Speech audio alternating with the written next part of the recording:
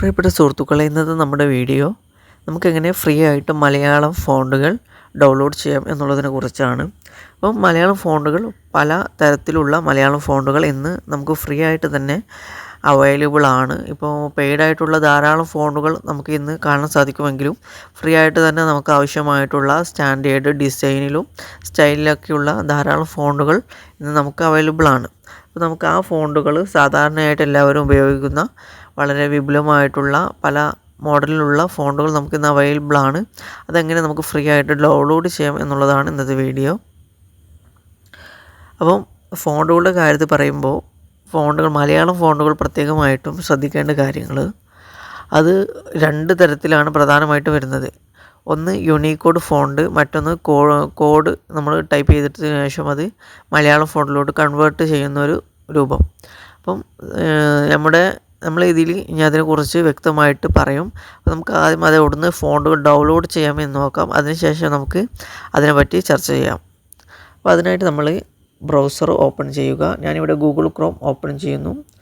ahraddesign.com എന്ന് search ചെയ്യുക.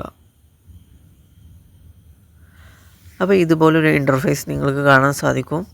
അപ്പോൾ ഇതിലിങ്ങനെ താഴോട്ട് സ്ക്രോൾ ചെയ്താൽ നമുക്ക് കൂടുതൽ വിവരങ്ങൾ ഇതിൽ നിന്നും മനസ്സിലാക്കാൻ സാധിക്കും. അപ്പോൾ ഇവിടെ നമുക്കെങ്ങനെ ഫോൺസുകൾ ഡൗൺലോഡ് ചെയ്യാമെന്ന് നോക്കാം. അതിനായിട്ട് ഇവിടെ മേലെയുള്ള 3 ലൈന് കാണാൻ സാധിക്കും. അവിടേക്ക് ക്ലിക്ക് ചെയ്യുക. അപ്പോൾ നമുക്കിവിടെ ഡൗൺലോഡ്സ് എന്ന ഇത് കാണാൻ സാധിക്കും. അവിടെ ക്ലിക്ക് ചെയ്യുക. അപ്പോൾ നമുക്കിവിടെ പുതിയൊരു പേജ് ഓപ്പണായി വരുന്നുണ്ട്. ഇവിടെ നമ്മൾ മുകളിലുള്ള ഫോൺസ് എന്നുള്ള ആ ഫോൾഡറിൽ ക്ലിക്ക് ചെയ്യുക. അപ്പോൾ നമുക്ക് കാണാൻ സാധിക്കും ഇവിടെ ധാരാളം ഫോണ്ടുകൾ വന്നിട്ടുണ്ട്. ധാരാളം ഫോണ്ട് പാക്കുകളാണ് നമ്മളിവിടെ കൊടുത്തിട്ടുള്ളത്. അപ്പോൾ ഇതിൽ നിങ്ങൾക്ക് ആവശ്യമുള്ള ഫോണ്ട് പാക്കുകളാണ്. ഓരോ പാക്കിലും എത്രത്തോളം ഫോണ്ടുകൾ ഉണ്ട് എന്നുള്ളതൊക്കെ ഇവിടെ കൃത്യമായിട്ട് കൊടുത്തിട്ടുണ്ട്. അപ്പോൾ ഇവിടെ നമ്മൾ ശ്രദ്ധിക്കേണ്ട കാര്യം എന്താണെന്ന് വെച്ചാൽ, ഇവിടെ ഇപ്പോൾ അനഗ് മലയാളം എന്ന ഫോണ്ട് കാണാം. ഇത് മലയാളം ടൈപ്പ് ചെയ്യാനും അതുപോലെ തന്നെ ഇംഗ്ലീഷ് ടൈപ്പ് ചെയ്യാനും നമുക്ക് ഉപയോഗിക്കാൻ പറ്റുന്ന ഒരു ഫോണ്ടാണ് അനഗ് മലയാളം എന്നുള്ളത്. ഇതിൻ്റെ പ്രത്യേകത എന്താണെന്ന് വെച്ചാൽ, നമുക്കിവിടെ കോഡ് ടൈപ്പ് ചെയ്ത് കൊടുക്കേണ്ട ആവശ്യമില്ല. നേരിട്ട് മലയാളം ടൈപ്പ് ചെയ്ത് കൊടുത്താൽ മതി.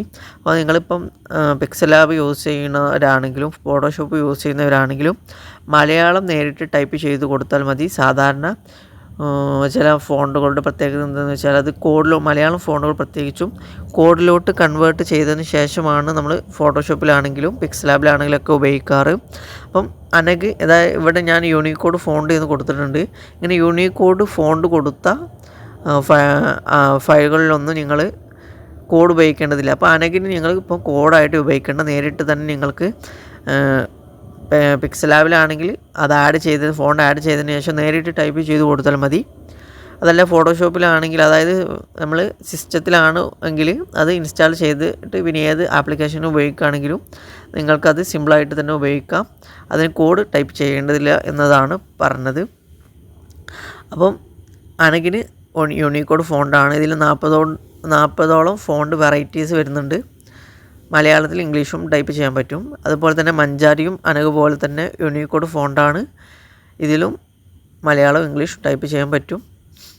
അതുപോലെ തന്നെ ബാലുചേട്ടനും ഇതൊക്കെ യൂണീക്കോഡ് ഫോണ്ടാണ്. പിന്നെ പ്രധാനമായിട്ടും ട്രെൻഡിങ് ആയിട്ട് ഇപ്പോൾ നിലവിൽ നിങ്ങൾ കാണുന്ന ട്രെൻഡിങ് ആയിട്ടുള്ള ഫോണ്ടുകളാണ് ഇതിൽ വരുന്നത്. ടൈറ്റിൽ ഫോൺസ് എന്ന ഫോൾഡറിൽ വരുന്നത്. ഇതിൽ പ്രധാനമായിട്ടും 10 ഫോണ്ടുകളാണ് വരുന്നത്.